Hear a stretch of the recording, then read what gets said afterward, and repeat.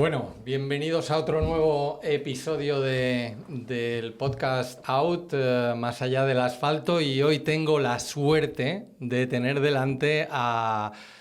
Yo creo que no hay muchos fotógrafos de la naturaleza hoy en día en España, pero la verdad es que tengo a uno de los buenos. Así que bienvenido, Toni Peral.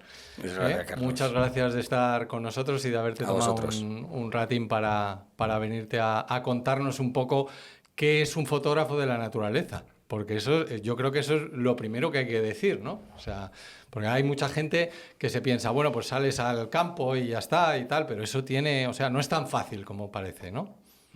Bueno, fotografiar naturaleza, o sea, ser fotógrafo de naturaleza es fotografiar naturaleza. Lo puedes hacer al nivel que quieras, con las intenciones o las pretensiones que quieras, pero salir al campo a hacer fotografía de fauna o de naturaleza, de alguna manera ya te convierte en ello. Y luego ya va a depender muchísimo de qué quieres ser en la fotografía de naturaleza, qué quieres hacer o qué proyecto tienes. O con qué sentido le tomas esto en tu vida. Pero básicamente es tan sencillo como que te guste hacer fotografía de la fauna y hacerla. Oye, una de las cosas que he leído en una página, en tu página, es que eres viajero. Me parece como importante. Bueno, denominarte viajero me parece un... Viajero me gustaría ser... Es un título bonito, ¿no? Sí, bueno, viajero sí, y me gustaría ser más viajero, la verdad, porque es algo que a mí me gusta muchísimo, no solo por la parte fotográfica, que también, porque desarrollas un tipo de fotografía, la de viajes, que a mí no es la que más me motiva, pero sí que es cierto que viajar, evidentemente, a quien no le gusta viajar. Y si lo acompañas además de fotografía de naturaleza, implica que tus destinos van a ser destinos pues, para hacer fotos de fauna. Sí. Pues el que quiere hacer fotos de fauna, evidentemente, si quieres viajar, pues no te vas a ir a Nueva York o a París. Vas a estar en zonas donde sabes que la fauna... Eso es una cosa que me resulta interesante, porque a lo mejor, o sea, para ti que eres un fotógrafo ya con experiencia y demás, fotógrafo de la naturaleza con experiencia, te puede parecer claro, pero a lo mejor a mucha gente no. ¿El fotógrafo de la naturaleza implica que vas a fotografiar fauna o un paisajista también es un fotógrafo de la naturaleza? En fotografía de naturaleza hay muchísimas disciplinas, lo engloba fotografía hay de paisaje, nocturna, de macro, gente que se especializa más en insectos o otros en aves. Yo, por ejemplo, fotografío muchas aves. Sí. Hay gente que le gusta más el pelo, pero fotografía de naturaleza es la fotografía que haces en la naturaleza, independientemente de que no haya un animal. Puede haber un paisaje o puede haber algo... Incluso que sea una fotografía que transmite algo más simple o más minimalista y no deja de ser naturaleza también. Pero que estando en la naturaleza, cualquier fotografía que hagas allí, evidentemente, es de naturaleza. O sea que luego hay especializaciones, ¿no? Claro. Luego os especializáis según los gustos y demás, ¿no? Claro. Siempre que traemos un invitado, una de las preguntas casi obligatorias es... o sea, tú en el colegio no empiezas siendo un fotógrafo de la naturaleza. Quiero decir, ¿cómo llegas ahí? ¿Cómo se llega? Porque seguro que hay mucha gente que le gusta, que lo tiene como hobby o que eventualmente salen o algo por el estilo, pero claro, dar el paso tiene que ser una decisión importante, ¿no? ¿O cómo? A ver, yo en ese sentido he de decir que creo que yo desde crío he sido un apasionado desde muy pequeñito de la naturaleza y en particular de los animales, y con los años esto se ha ido agravando, cada vez ha ido peor esta locura, y hay un momento en el que, bueno, además te apetece plasmar. Hay gente que dibuja lo que está viendo, hay gente que quiere fotografiar lo que está viendo, y simplemente que lo guardas en tu memoria, y yo hay un momento en el cual además incorporo la fotografía en mis salidas al campo. Pero antes que fotógrafo me considero naturalista, mucho más. De hecho, creo que son dos actitudes que son sinérgicas y muy complementarias entre ellas. Se benefician la una de la otra. Pero principalmente mi afición y mi pasión por la naturaleza viene de crío por la propia naturaleza y no por fotografiarla. Esto vino ya bastante después. ¿Ah, sí? Sí, sí. O sea, que lo que te Claro, gustaba es estar allí, digamos, con disfrutar. 7 años que yo ya estaba con la locura de los animales, yo no tenía una cámara. Yo la primera cámara, no sé, a los 20 o algo así. Entonces, pues sí, haces fotos y tal, y te vas perfeccionando, te vas mejorando, pero que el germen es la naturaleza sin más, o sea, sin más pretensiones. O sea, simplemente el hecho de estar ahí fuera disfrutando de un Tal cual, entorno natural y ya está, ya para ti tal cual. era ya un sueño Sí, sí, prácticamente, ¿no? tal cual.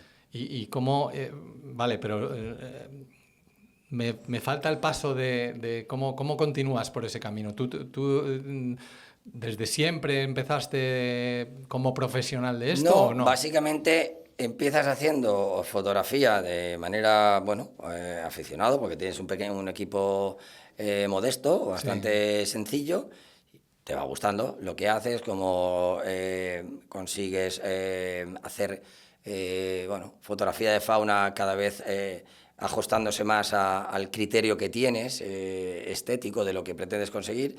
Igual vas mejorando también tu propia técnica. En equipo también mejoras y llega un momento que no te has dado cuenta a lo mejor, pero estás haciendo ya cosas que ya que te están gustando. Porque al final el fotógrafo, por lo menos yo en ese sentido, somos extremadamente críticos con lo que hacemos, como que nunca a mí no me gusta, nunca te acaba de no, gustar. no, o sea, Sí. tardo mucho en que me guste algo de lo que hago, o sea, y a veces tardo tanto que no lo consigo.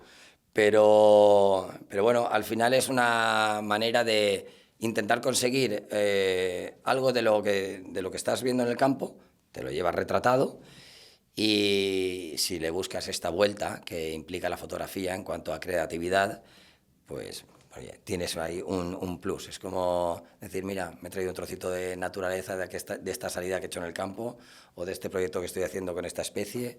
Claro, cuando empezaste además era más complicado porque me imagino que serían cámaras de carrete normal de Sí, tal, o sea, claro, había que revelarlas, o sea, claro, la cosa se claro, complicaba claro. mucho el tema, ¿no? La época Ahora analógica, como que disparas y es claro. gratis, ¿no? Bueno, gratis. Sí, pero bueno, la época analógica es cierto que traía un coste distinto al de ahora, que es el Sí. uso de carretes, que hubo un salto importantísimo. Evidentemente, en aquel momento que yo disparaba, y lo recuerdo, con un cuidado tremendo, porque cada foto era dinero. Era pasta. Ahora es cierto que los equipos valen dinero, pero apretar no cuesta mucho. Y encima los equipos de hoy en día pues tienen unas ráfagas que son una auténtica locura y dispara sin miedo. Lo de ahora es que no tiene nada que ver. Es que conozco gente ahora que son fotógrafos de ahora que no han conocido la época analógica. Y digo, bueno, es que no sabíais lo que era disparar una foto. Es decir, más te vale que te haya salido bien.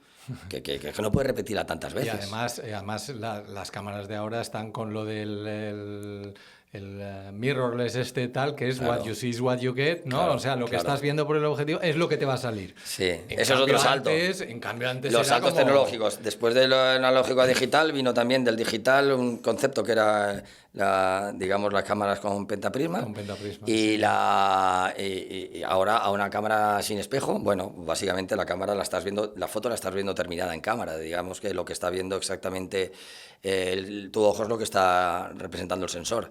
Esto antes no era así, antes estabas haciendo una foto y revisando constantemente. Bueno, otro pequeño salto, tecnológicamente bastante importante, pero que yo espero que vayan siendo más cortos los pasos en el desarrollo tecnológico de los equipos, porque Porque van demasiado rápido. sí, van demasiado rápidos, te ofrecen ya una cantidad de posibilidades demasiado bestia, yo creo que muchas veces innecesaria.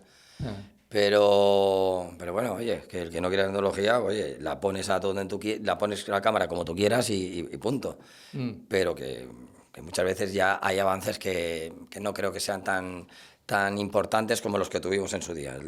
Me pareció el de analógico a digital, ese que me pareció Analógica digital es una barbaridad. Sí, sí, sí, yo que soy un aficionado del montón bajo, la verdad es que eso fue una cosa, era como te cambiara la vida, vamos. Sí, sí, totalmente. Oye, pero ¿y tú recuerdas algún momento en el que das el paso, digamos, a profesionalizar tu trabajo o cómo... No, básicamente yo pienso que migras desde una intención con pequeñas expectativas y simplemente te vas sintiendo cómodo con un nuevo cacharro que incorporas en tu equipo, porque evidentemente lo que llevas colgado de toda la vida desde crío eran unos prismáticos. Luego ya cuando puedes, pues vas con un telescopio. La cámara lo incorporas después, pero sin grandes expectativas, hasta que ves que te va gustando el tema, y al final, básicamente, te das cuenta que muchas de las salidas al campo están casi justificadas porque quieres buscar una fotografía soñada o algo. Que también sigue existiendo, por cierto, gracias a Dios, la salida donde ese lastre que supone, ya no solo llevar una cámara, sino incluso un telescopio, unos prismáticos, esa típica salida muy virgen, que siga existiendo, eso para mí es fundamental.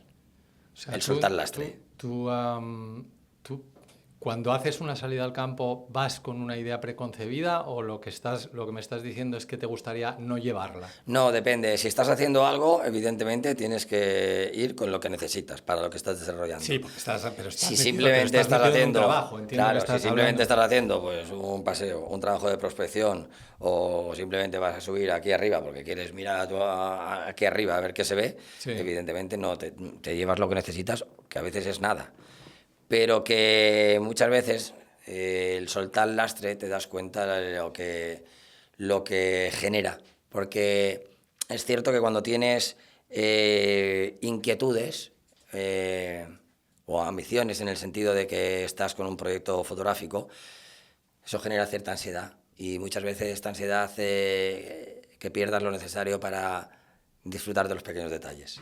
Y eso es como volver a un origen, ¿no? De decir, ostras, no tenía yo que estar pensando en si la luz iba a aparecer hasta ahora, si llego tarde, claro. Ahora estás que la luz va a salir por aquí y yo tengo que estar justo en este sitio porque esto no existía. Entonces, este tipo de detalles, o sea, eres consciente de ellos cuando... a disfrutar, digamos. Sí, que es otra manera de disfrutar, pero más condicionada. Ya. Pero bueno. Sí, bueno, a ver, yo creo que también es... sí, al final es una manera distinta. La cosa, porque desde el momento que se convierte en una profesión, entran otros factores que también influyen, porque tienes unas fechas de entrega, tienes demás, ¿no? O sea, que eso es importante. Oye, ¿cómo preparas una salida? Una salida típica, que tú tengas que ir a algún sitio, como más o menos tienes una especie como de... sistema. A ver, depende mucho. ¿O no? Depende mucho de que estemos hablando de una salida. Por ejemplo, un viaje lo preparo de una manera, porque es un viaje fotográfico. Estoy hablando primero de una salida vale. Que vayas a hacer desde casa. O sea, quiero decir, algo que vas a inspeccionar o desde un hotel en el que estás, me refiero. Corto recorrido. La salida sí va asociada a un proyecto en el que ya estoy. Tiene un programa, no que esté muy preestablecido, pero de alguna manera... Lo primero que hay antes de afrontar cualquier proyecto fotográfico es el estudio de observación del terreno. Básicamente es un seguimiento, primero de la especie con la que quieres trabajar, que se te puede ir, no sé, desde semanas hasta años. Bueno, ¿Hasta años? El mío con la pericera fue de un año entero, por ejemplo. O sea, entonces... Yo no hice una foto. Acabas de publicar un libro sobre el águila pericera. Sí, salió hace unos años, sí, pero este libro en concreto tiene que ver con un trabajo de largo recorrido. Entonces, cuando me preguntas, por ejemplo, cómo se afronta, pues depende qué tipo de trabajo. Si, por ejemplo, es un viaje, es una manera. Si es un fin de semana que pretendo sorprenderme con lo que vaya a encontrar, es de otra. Y si estoy focalizado en algo muy concreto, tengo clarísimo lo que tengo que llevar, porque tengo un programa como muy establecido. Y habitualmente el principio siempre empieza por estudio y seguimiento de la especie con la que quiero trabajar, que, como por ejemplo en el caso de la pericera, se fue a un año entero antes de conseguir la primera foto. Es decir, yo la primera foto que entiendo que me empezaba a gustar, porque hubo una sesión que había pasado un año entero. Claro, no es que estés haciendo fracasos durante ese año, es que durante ese año estás aprendiendo todo lo que necesitas para que cuando empieces a funcionar el asunto ya solo funcione. Pero hasta entonces tú tienes que conocer al milímetro un patrón de luces a lo largo del año, porque la luz es cambiante, las zonas donde tiene querencia un animal a posarse según la hora del día, dónde ubicarías el hide en función de la trayectoria del sol a lo largo de las estaciones del año, con qué fondos, qué tipo de encuadre, qué tipo de lente meterías, si en este hide me tengo que descolgar, si me tengo que hacer un agujero O sea, tienes que pensar 1000 cosas y probarlas todas. Y de todas las que pruebas, vamos, o sea, la mayoría te salen mal, no salen como esperas. Pero siempre vas sacando algo en positivo de cómo hacer una lectura. Al final es prueba-error, aquí no hay un manual donde se diga cómo se tienen que hacer las cosas. Es naturaleza y muchas veces es imprevisible, y cuando conoces muy bien la biología de la especie con la que quieres trabajar, te facilita el entender qué cosas pueden pasar en ese entorno, pero no es una garantía. No es como que yo he comprado un billete de tren y sé que el tren va a llegar a esta hora. No, no. Aquí yo he dicho, mira, mi billete de tren es que me he subido aquí arriba, que vive no sé qué animal. Y el animal normalmente viene hasta ahora, sí, pero yo subo ese día y ese día no viene. Ya está. Y luego ya durante 2 semanas sigue sin venir. Y eso pasa. Entonces, o sea, todo lo que tú estudias nunca... Pero eso yo no lo entiendo como un fracaso para nada. No, no es un fracaso, efectivamente. Sí, sí, sí. Parece que son fracasos porque no llega el éxito, sí, pero realmente el éxito, que es cuando consigues algo que se acerca a lo que tenías pensado o que más o menos ya te empieza a gustar, el éxito depende de que esta fase la hayas pasado. Es que lo que se dice llegar a besar el santo en fotografía de naturaleza, como no sea la típica foto fortuita y de sorpresa que te surge, que también pasa a veces, que vas de cualquier manera y te sale la foto del año, sale sin que la tengas preparada. Pero estas son las menos veces. Y también es una foto que a mí no me motiva tanto, porque a mí me gusta mucho toda la parte previa. La preparación es una de las partes que más me motiva. El trabajo preparatorio de la foto, ¿no? Sí, porque tiene mucho más que ver con la propia naturaleza en sí, con la biología, con la especie, que con hacerle fotos. Claro. Que es cuando estás estudiándola, la estás entendiendo, estás rompiéndote la cabeza de por qué hace esto, por qué no hace lo otro, por qué ahora he venido y ya no tal, y bueno, entender eso. Claro, es un poco lo que decías al principio, que te gusta más la parte naturalista de tu trabajo que no la parte fotográfica. La parte fotográfica es casi documentar un hecho, ¿no? Sí, pero... es la que, digamos, has conseguido gracias a que todo esto te lo tienes bien estudiado. Pero si esta parte no la preparas al milímetro, asumiendo un montón de baches y errores en el camino, de que si el high, no, bueno, 1000 cosas. Pero esta es la más importante, la de la preparación. De hecho, para mí, el 90%, si no más, de una fotografía que me guste, me gusta precisamente porque esa parte está bien hecha. La menos importante es la del día que apretas el botón. Esa es la más sencilla. Esa es tener un equipo, un dedo, saber 4 cosas y ya está. La previa es la difícil. La de entender cómo funciona un ecosistema, un conjunto. ¿Qué vas a hacer y por qué? O sea, la planificación es fundamental. Sin eso, una foto puede salir, pero como te digo, de manera muy fortuita. Pero planificado un proyecto a largo plazo, como por ejemplo fue el de la pericera, que fueron 5 años. Sí. Ostras, o sea, tienes que tener 5 años, a mí un año, incluso te digo que no me pareció exagerado para luego estar durante 5 años sacándole todo el jugo.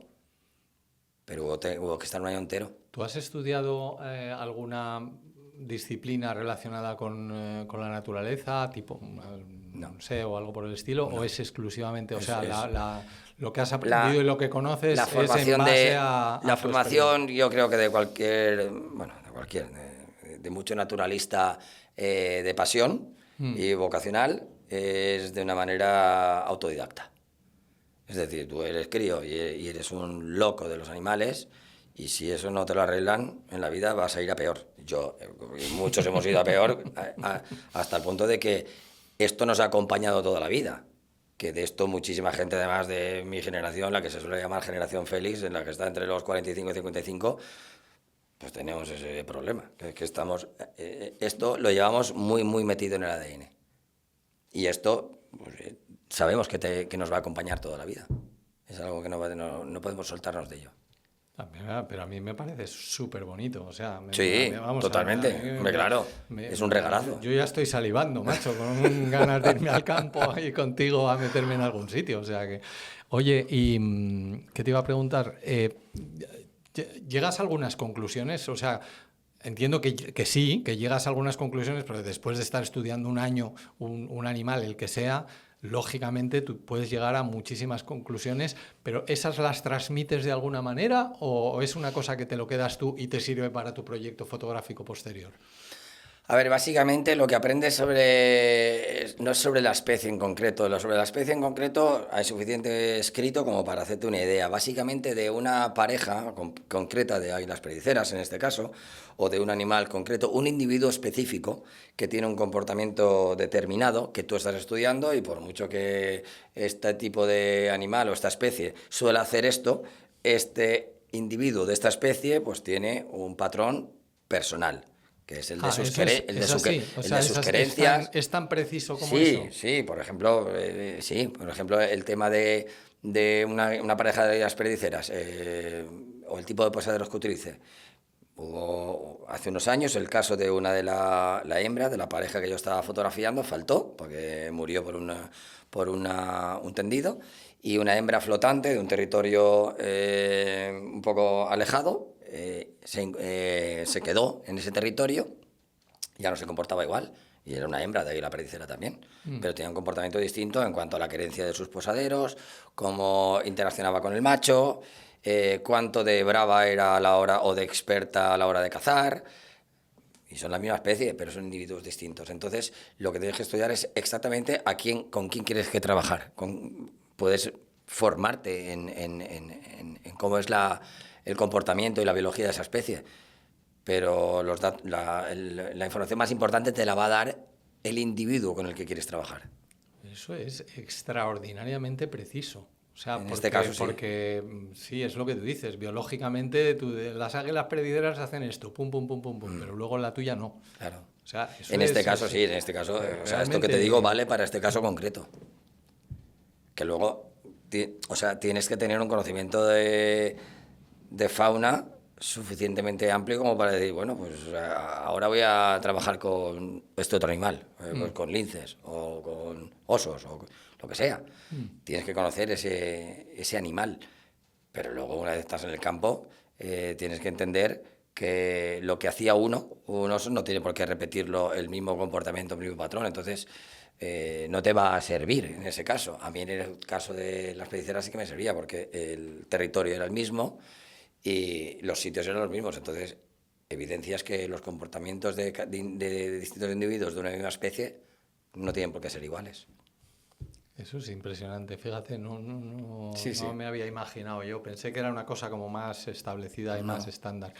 Y luego otro de los pilares importantes de vuestro trabajo es conocer el sitio, el medio, el entorno en el que se está desarrollando, porque claro, te cambia muchísimo, ¿no? Claro. La zona donde vas a hacer cualquier trabajo fotográfico,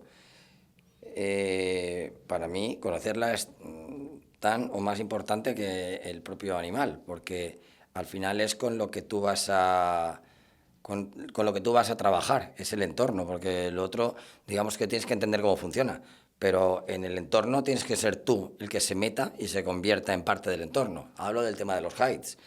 Eso es el siguiente paso, pero háblame primero del terreno. Lo que quiero que me cuentes un Los poco, terrenos pueden ser, pues imagínate, todo lo diversos que puede ser cualquier tipo de ecosistema donde está la especie con la que vayas a trabajar.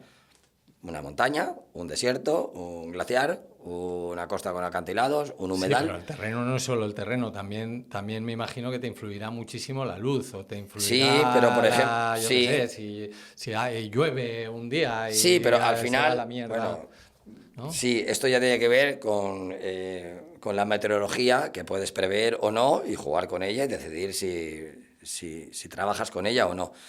Pero el terreno en sí, cuando tienes estructurada una zona en la que quieres trabajar, que tiene un terreno con una amplitud, evidentemente tienes que hacer un programa de planificación anual en función de lo que te decía antes.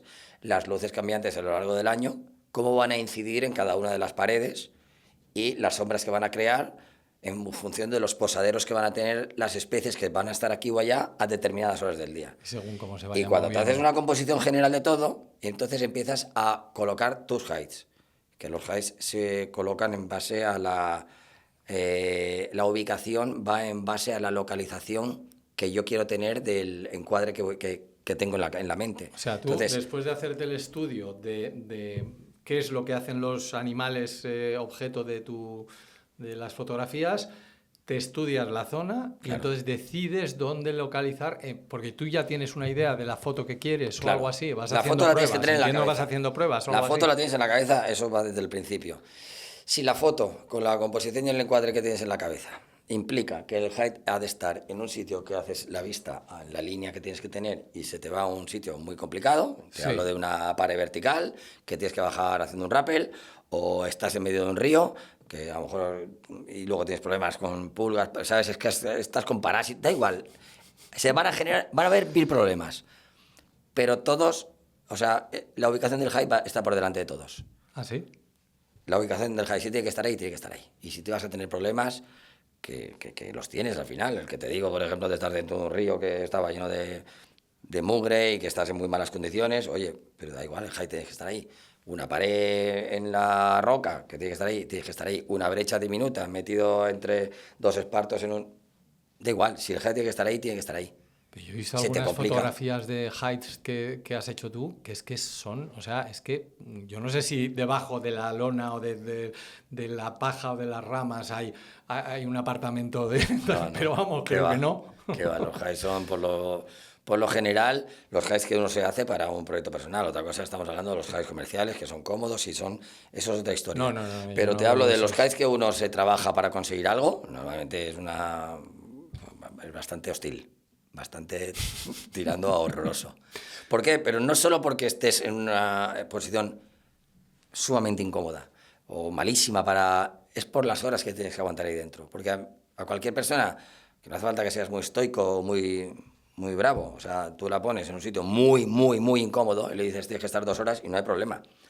Pero si tú no tienes que entrar en junio, que los días son de 16 horas de luz, y tienes que entrar antes de que amanezca, y sabes que no vas a poder moverte ni un milímetro hasta que anochezca, y tienes que estar 14, 16 horas ahí dentro. Porque si tú sales Claro, tú no puedes salir en una en sesión. mitad En una sesión de tú no puedes tal, salir. has quemado el high. Claro, O sea, si digamos tienes dos que... águilas volando ahí arriba, esperando que hagan algo, que vuelen por aquí y por allá, tú tienes que estar inmóvil dentro. Ya, pero mi pregunta es si, perdona mi ignorancia, Claro, porque, claro. ojo, porque yo te estoy hablando desde el punto de vista de uno que no tiene ni idea, ¿no? Pero si tú sales de un hike en mitad del día porque no puedes aguantar más, tienes un problema médico, yo qué sé, te puede pasar, ¿no?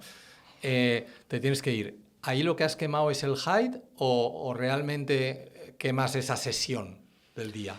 Y lo puedes volver a usar. Depende de muchas cosas. Depende del animal con el que estés, la confianza que haya tenido a la tolerancia humana en determinado entorno, si está más o menos antropizado, depende de muchísimas cosas. Lo ideal es que si tú entras de noche en un sitio y quieres convertirte en parte del entorno y nadie, ningún animal de los que se dan cita en ese ecosistema sepan que tú estás ahí, lo ideal es que no se te vea. Es que de sentido común, o sea, no se te puede ver porque estás estás muy camuflado y porque no te mueves. Y para que no se te vea tienes que entrar de noche y salir de noche. Entonces, en junio son 16 horas seguidas, inmóvil. Y a veces la postura es absolutamente inhumana. O sea, sabes que cuando vas a salir de ahí tienes que intentar estirar para que la sangre circule, llegas a casa ibuprofeno, estás llamando al fisio para ir al día siguiente, que te arregle, estás hecho un Cristo. Pero bueno, que al final palos a gusto no duelen. Esto... Oye, ¿y tú entrenas? Bueno, menos de lo que debería, pero sí, algo tengo que hacer porque los años van pasando y pasan para adelante, no van para atrás. Ah, no van, Sí, no, van para adelante. Y vaya.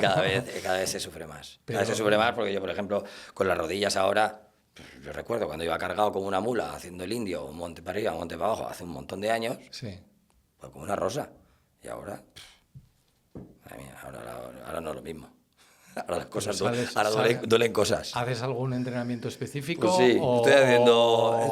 ¿Sales a correr o algo? No, a ver, solo el propio ejercicio de salir al campo, si está bien hecho, ya es bueno. Lo que pasa es que muchas veces cuando sales al campo y sales cargado, no sales en las mejores condiciones, vas con una mochila, vas haciendo... Vale. Pero luego, por ejemplo, sí, intento hacer ejercicios que tienen que ver con corrección postural, algo de musculación, tonificar, para que, aunque vayamos cumpliendo años, podamos seguir haciendo las cosas que nos gustan. Metidos en el ajo, porque es Claro, que al final es una cuestión de que, ostras, si quieres seguir en esto, dices, pues tienes que estar bien físicamente, porque es que no vas a tener a nadie que te lleve las cosas. O sea, tienes que subir esa montaña y luego la tienes que bajar de noche. Y luego te vas a caer aquí y mejor si no te rompes algo.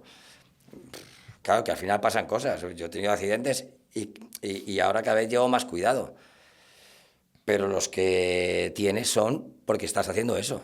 Si estás en casa sin hacer nada, todo maravilloso. Es todo maravilloso. Es que además no es... porque ahora una pregunta que te quería hacer es un poco en referencia al equipo que tú necesitas. Entonces entiendo que tienes que intentar hacerlo lo más ligero posible. Sí, al final el equipo es importante, pero también depende mucho de lo que vayas a hacer. Si necesitas una lente más grande, una lente más corta, si necesitas trípode de este tipo, de este otro. Pero al final siempre vas lastrado, al final siempre llevas equipo. Hay veces que llevas una barbaridad y vas muy cargado y hay otras que vas un poco más ligero. Pero ahora, incluso yendo ligero, me duele. O sea que quiero decirte, sí, pero no vas a condicionar, ay, no, como me duele la rodilla no me llevo esto. No, mira, si me tengo que llevar ese trípode, que es un monstruo, que pesa tanto, me lo voy a llevar igualmente, aunque me lleve la rodilla, porque es que me lo tengo que llevar. Simplemente ahora llevas más cuidado. Intentas estar en unas condiciones físicas mejor, porque al final se puede hacer duro, sí. A mí me ha llamado una cosa la atención en tu web, porque hablas que realmente el equipo no es ni mucho menos la parte más importante. O sea, digamos que sí, obviamente si tú quieres un resultado bueno, pues si tienes un objetivo bueno es mejor, pero realmente no es lo más importante. Es más importante, tú le das más importancia, o corrígeme si me equivoco, a lo que es el estudio previo, por supuesto, y al high también. O sea, tienes que estar ubicado en un buen sitio. ¿Eso es así? Básicamente, si se piensa que para la fotografía de fauna, y en concreto la de aves, se necesitan siempre lentes grandes que te permiten un acercamiento, que es cierto en la gran mayoría de los casos, pero no siempre es así. Bueno, yo de hecho utilizo 500, 600, 800 milímetros duplicadores, pero muchísimas de las fotos que más me gustan, de las que he conseguido, por ejemplo, volviendo a la isla pericera, están hechos con lentes más cortas, un 70-200. ¿Por qué? Porque el acercamiento lo he conseguido no con una lente, lo he conseguido acercándome al animal, convirtiéndome en parte del entorno, o sea, poniendo un height de a lo mejor muy cercano a una zona que va a pasar volando o que es un posadero que de repente va a utilizar.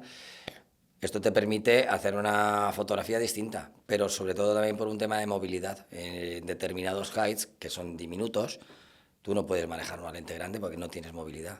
Y a mí, por ejemplo, que me encanta hacer vuelos, la fluidez que tengo con una lente corta es mucho mayor. Ahora tienes que tener al animal muy cerca. Entonces, el trabajo previo para mí es infinitamente más importante que el equipo que llevemos. Porque muchas veces el equipo dice, sí, es que con esta lente te puedes poner, vale, pero yo con esta lente no puedo entrar en este agujero. No quepo, simplemente no quepo. Entonces, pero es tan determinante, ¿sí? El tamaño de un... Pues depende de lo que vayas a hacer, porque hay fotografía de fauna que puedes estar a pelo y el animal la tienes delante y ya está, y te vas moviendo hasta que buscas el encuadre o la composición que quieres y ya está. Pero, por ejemplo, en casos concretos como el que te estoy contando de las águilas, de la pericera, evidentemente necesitas estar en la cárcava por donde ellas van a pasar volando. Pero normalmente te metes en una brecha que es diminuta. Vamos, yo he estado agarrado a la roca con un arnés para no caer de la brecha. Porque ha habido noches que las he tenido que pasar ahí. Y si estás durmiendo de noche en un sitio que es que puedes descolgarte, pues lo mejor es anclarte a la roca.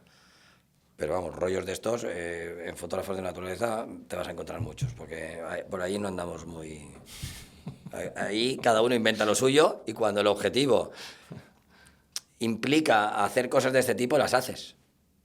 Porque es que al final dices, bueno, si es que no me queda otra, si es que esta es la ubicación del height, el bicho lo voy a tener aquí, es que tengo que hacerlo de esta manera. Oye, ¿el height se mueve? Quiero decir que la ubicación de un height la haces de noche de manera que luego el animal cuando sale la luz del día como que ya está ahí y ya está, o es una cosa que se hace progresiva y lo vas desplazando.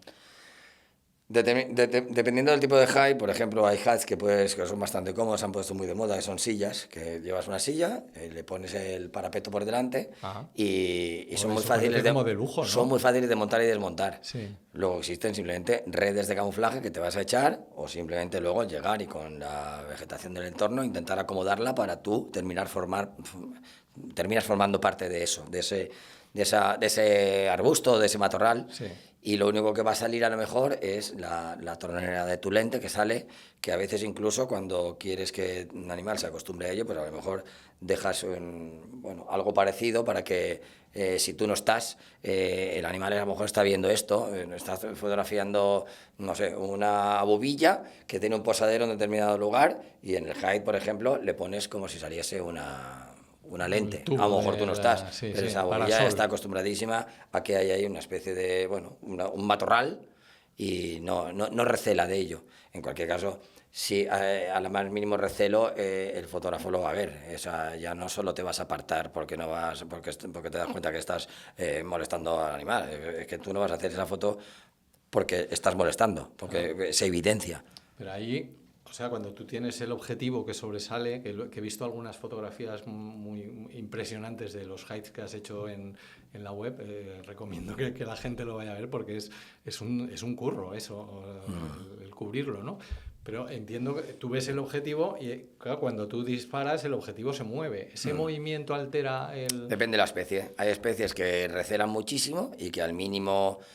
Los highs, por ejemplo, los comerciales suelen tener un cristal espía, ¿vale? Entonces, Ah, te iba a preguntar qué era eso del cristal bueno, espía, fíjate. básicamente que un high cerrado con un cristal que hace de espejo, los animalitos que hay de fuera no ven lo que hay dentro, pero tú desde dentro sí que ves a estos Ah, animalitos, vale, vale, y tú vale. desde dentro fotografías, incluso puedes mover la cámara y ellos no van a ver nada, van a ver un espejo. Esto se utiliza, pues, por ejemplo, en highs de una charca, por ejemplo, que hay pajaritos que vienen a beber. Es muy probable que estos pajaritos, si viesen la tronera o lo que es el parasol de la lente salir, sí que se espantarían, pero de esa manera no lo hacen. En otras especies donde ver esto en el entorno, que está bien camuflado, podrían tolerarlo, puede no ocurrir nada, pero va a depender mucho de la especie y del individuo. Oye, independientemente de lo que es estrictamente el equipo fotográfico, ¿qué te llevas tú en una salida? Porque claro, te puedes encontrar con mil cosas. Entiendo que dependerá del estudio previo que hagas y decides, pues mira, me tengo que llevar aquí un arnés o hacerme una hamaca en mitad de aquella pendiente. Claro, depende mucho, ¿no? Depende de lo que vayas a hacer ese día. Si la preparación implica que vas a hacer noche o no, te llevas lo que necesitas para hacer noche, y ya no solo de ropa según la climatología que vaya a haber, sino dónde tienes que dormir, o si te tienes que ir a una tienda para ir a vaquear aquí o vas a dormir allá. Esto no es un fotógrafo de fauna, esto es cualquiera que se vaya al Cualquiera que monte, se vaya a la prepara lo que naturaleza, sí, necesita. sí, sí. Luego, como tema de observación, evidentemente para la noche, para el día te llevas tus primáticos, que eso es fundamental. No sales al campo prácticamente nunca sin ellos, y ahora mismo, ya para la noche incluso, pues tenemos térmicos que funcionan muy bien para hacer también un seguimiento de la fauna durante la noche, básicamente, porque puedes hacer también un patrón o un esquema de movimientos de fauna para prever por la mañana cuando amanezca dónde puede estar este animal.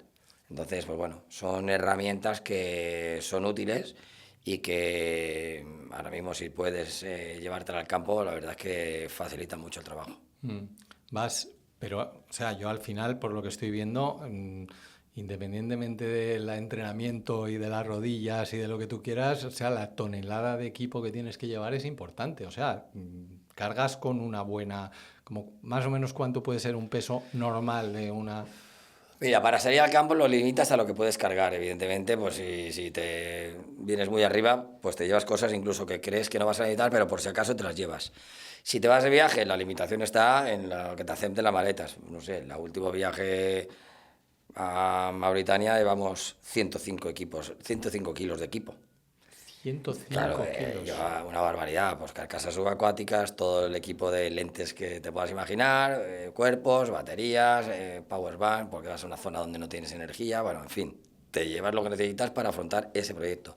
Si te vas a una salida de un paseo por una tarde, pues seguramente llevas mucho menos. Si vas a hacerte un fin de semana, pues tienes que calibrar qué necesitas para ese fin de semana. Sí. Pero todo depende de qué es lo que vayas a hacer. A lo mejor solo quieres irte a dar una vuelta Inspeccionar para con mirar los desde un prismáticos. lugar una tarde, exactamente, si se pone el sol por aquí, si dónde quedaría la luz de la última hora del día y la proyección que tal, y ese día te vas a dar un paseo con prismáticos, porque estás haciendo un trabajo fotográfico, pero no vas a tener una foto, vas a ver qué es lo que ocurre, con la luz sobre todo. ¿Vas con gente? O sea, Sí. ¿normalmente llevas un equipo No, o eres tú solo? normalmente no. Normalmente no. O sea, el trabajo yo creo que la gran mayoría de los fotógrafos de naturaleza es bastante solitario. ¿Ah, sí? Al mío al menos es muy, muy, muy solitario, salvo que en muchas ocasiones pues tienes la suerte de que te acompañe alguien, o mi pareja, o un amigo, o quien sea. Pero el que haces así como muy un proyecto muy personal, como muy a piñón, como muy con un método de un programa o un timing que te has marcado y vas, normalmente se lo hace uno solo. Claro, porque Porque además estás en un hype sí, metido, pues porque al tampoco, final es tampoco... un tema de horarios, es un tema de que tienes una determinación, hay una hoja de ruta que la vas a cumplir de manera rigurosa y bueno, si en un momento dado alguien se puede subir al carro un día, estupendo. Pero lo habitual es que no, lo habitual es el solitario. Claro, además, lo que te iba a preguntar, pero es obvio, o sea, entiendo que en el high tienes que estar en silencio, tienes que estar Claro, quieto, tienes que estar, sí, con lo cual, aunque lleves ahí una fiesta de gente, pues no claro, está todo el mundo en silencio. claro. Entonces, en vez de que lo esté pasando uno mal, que lo esté pasando, ¿no? Sí, sí, así O es. sea, que no deja... Normalmente no es muy agradable cuando haces sesiones de determinado proyecto donde puede hacerse muy duro.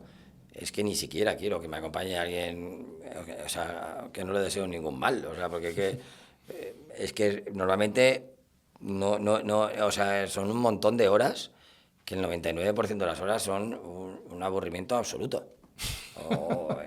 Y encima se hace duro y se hace pesado y pasas frío, pasas calor. Sí.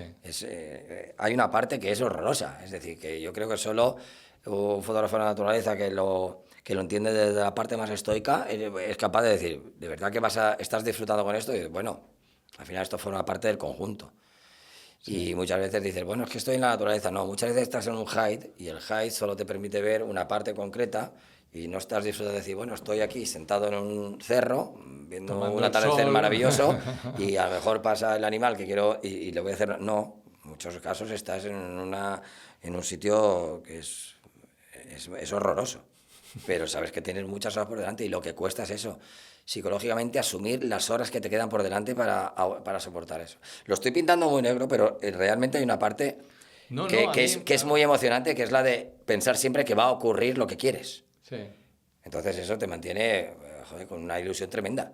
Y aunque la realidad es lo que te estoy contando, que la gran mayor parte del tiempo es dura, la de estar dentro del hide, me refiero. Sí. Porque no ocurre lo que tiene que ocurrir, Sí. pero bueno, luego llega un momento que algo pasa, de repente, hostia, empieza a funcionar todo, ocurre lo que querías y es que te olvidas absolutamente de todo, los madrugones, el frío, el calor, el hambre, el sueño, todo. Porque al final empieza a funcionar algo gracias a que has sido perseverante y constante, pero sobre todo paciente. Porque la paciencia yo creo que es la virtud que todo fotógrafo de naturaleza tiene que llevar a un nivel máximo. Y la motivación, yo creo, ¿no? Porque Sí, al fin y al cabo la motivación es lo que te hace sí, pero no hay nada peor sufrir todo lo que tengas que sufrir, no hay ¿no? nada peor que un motivado impaciente. Ah, bueno. O sea, la paciencia está por delante de la motivación, porque un motivado impaciente es horroroso. Yo Y no sé si claro, es esa que, combinación vamos, existe. Uno que tenga sí, motivación sí, pero que sea y impaciente. es horroroso. Ese no va a ningún lado, Es yo creo, horroroso. ¿no? El pobrecito ese no va a La ningún lado. motivación es evidente porque es algo que te lleva a hacer algo. Y la paciencia es lo que te hace soportar ese algo. O Ah, sea, amigo. aguantar en el tiempo. Ah, La pues motivación mira. va por delante, si no, yo no arranco con algo. Sí, Pero luego el continuarlo, el darle recorrido, sí. con todo entre comillas, fracasos que vas a sufrir, te lo da la paciencia. O sea, sin eso Buena precisión. Me no vas a encanta ningún esa lado. precisión porque parece como que viene solo y no es así para nada. O sea, Sí, pero te estoy hablando de es un tipo de interesante. fotografía de naturaleza que es una de las disciplinas bueno, yo es la que más me motiva, que pues, es la que se desarrolla desde proyectos personales, en las que quiero hacer algo, empiezo a pensar desde el principio cómo hacer, normalmente no tengo soportes ni ayudas que me instruyan cómo afrontar algo, no, o sea, te lo trabajas tú desde el principio. Entonces, el final de esa fotografía es muy tuya, o sea, no has tenido... Yo he ido, por ejemplo, a highs comerciales, que también me parece un entretenimiento chulísimo, pero esa sensación no es la misma, porque casi lo que consigues ahí te puede encantar, pero no te llena tanto, porque hay una parte que no la has hecho tú, está hecha ya. Cuando la foto es 100% tuya, a lo mejor la foto es malísima, pero es que te sientes muy orgulloso de ella. Porque yo tengo fotos que a mí me pasa muchísimo. O sea, yo cometo un error brutal, que es no ser crítico en ese sentido, desde el punto de vista de la fotografía pura y dura. Porque, como te decía antes, que cuando tienes una visión más de naturalista, a mí una foto que he dicho yo, que me encante, me evoca recuerdos, me evoca momentos. Pero la foto en sí, si nadie sabe de qué va ese momento, ni ese recuerdo, yo se la enseño y dice, esto es del montón, dice, esto es un fotón, es que a mí me encanta. No, me encanta a mí. Porque lo estoy mirando con mi cabeza de lo que me costó hacer esa foto. Y luego a lo mejor no es ninguna maravilla. Eso es prácticamente imposible de transmitir a nadie porque, claro, es difícil transmitir. Pero que la foto en sí a lo mejor no dice mucho, pero me lo dice a mí. De todas maneras, las fotos malas te las debes haber guardado porque las que tienes en la web no las he visto. El 99% son el 99% y están todas ahí. Porque lo de malo bueno, por ejemplo, también es tan relativo como que yo cojo archivo mío de hace 20 años y digo, madre mía, las cosas que hacía yo, y este encuadre, pero ¿cómo elegí? Pero madre mía, y me encanta verlo. Que a lo mejor dentro de 20 años vuelvo a decir lo mismo de lo que tal, pero que al final es una cuestión de entender esa evolución como un camino que has disfrutado, que te ha hecho, del cual puede que hayas aprendido, que hayas, pero que al final lo tienes que disfrutar. O sea, que aprendas más o menos, para mí no es tan relevante. Me encanta el punto filosófico que le das al tema de la fotografía y de la naturaleza. O sea, la mezcla que tal me mola. Sí. Me parece que está muy bien, es muy bonito. Sí, yo creo que tiene que ver mucho con lo que te decía antes, ¿no? De que uno se siente más naturalista que fotógrafo.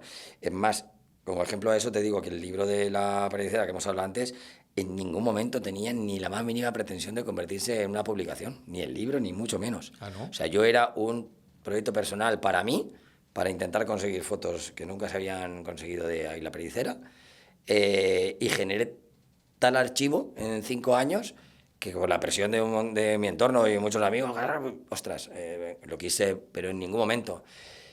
Creo que fue uno de los motivos de que saliese bien.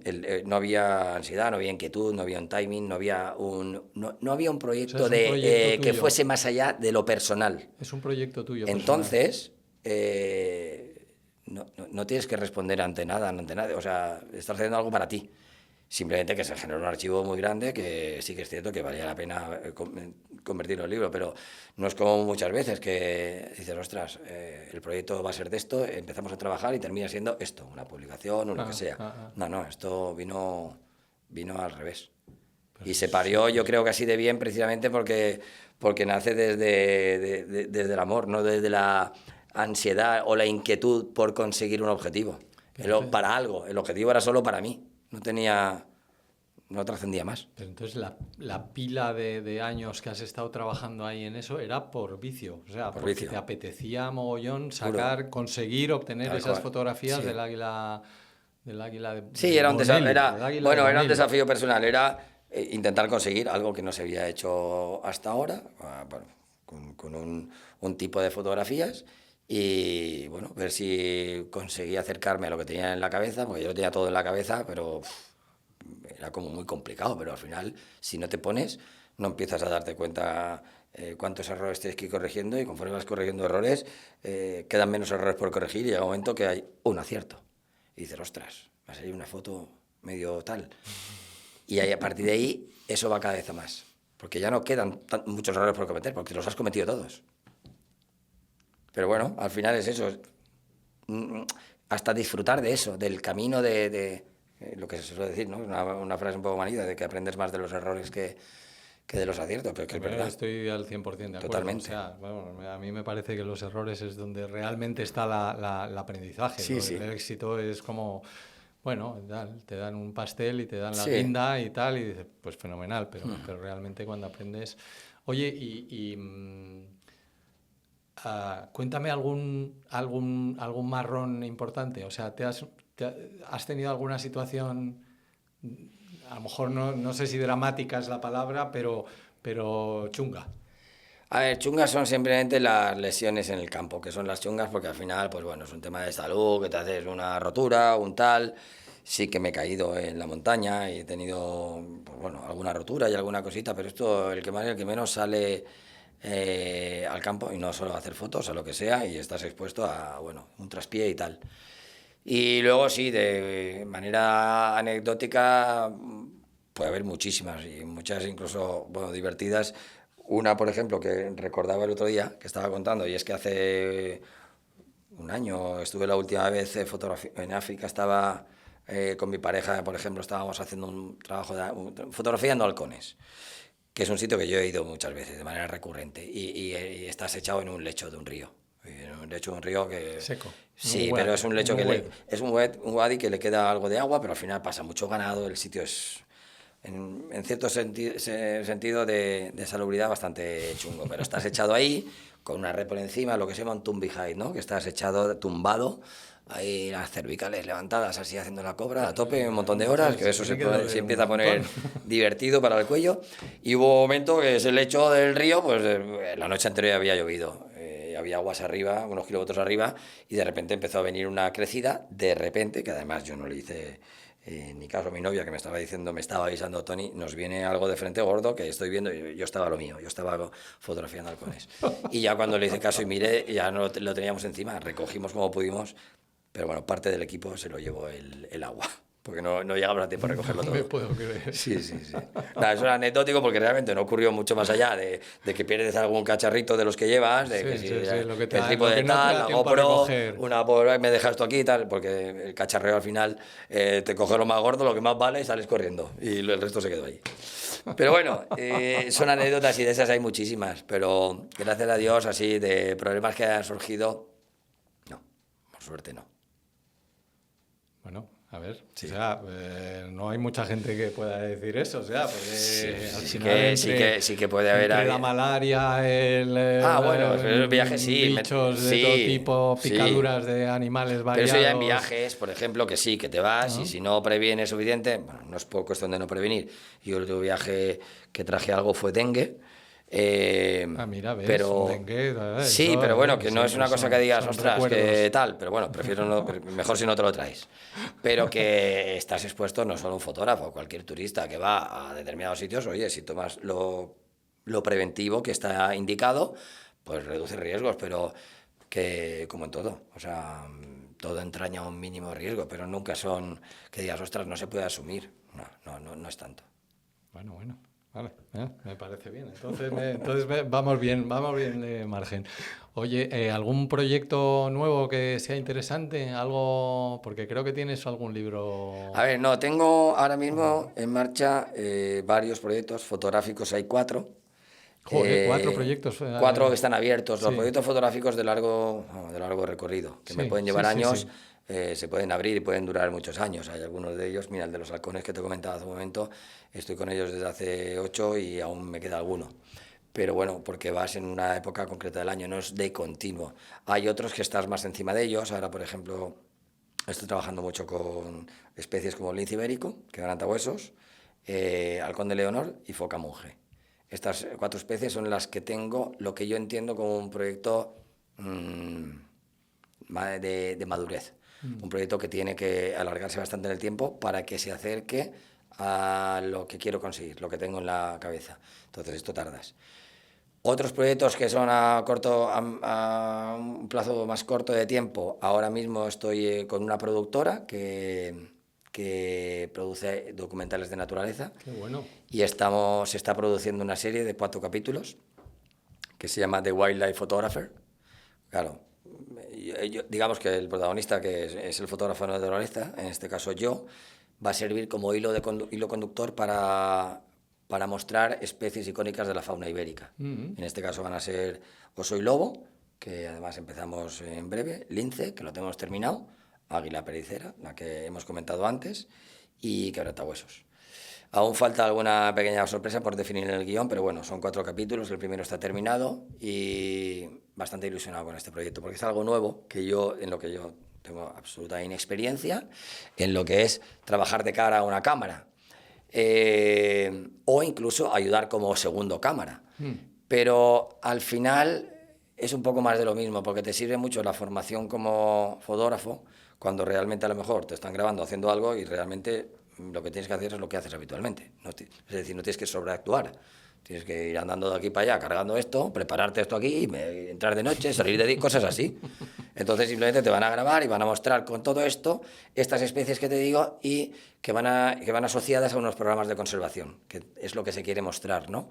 El nexo que debe de haber entre fotografía de naturaleza y conservación se va a mostrar a través del vínculo que genera un fotógrafo de naturaleza.